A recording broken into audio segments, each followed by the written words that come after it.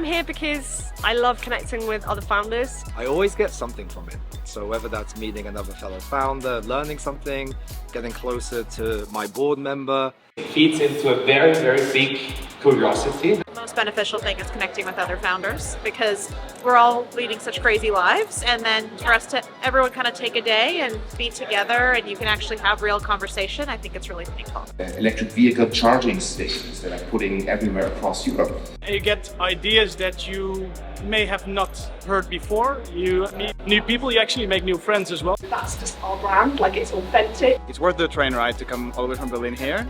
People know people that, you should meet this person, and instead of like sending an email and being kind of really impersonal, you're like, okay, 2 seconds later the three of us are talking, Having access to that is very unique, and I'm very happy to be part of this community. And also a lot of fun, I have to be honest. The Speedinvest events are rumored to always be good, and they've kept up their part so far, so it's always just a joy to take part.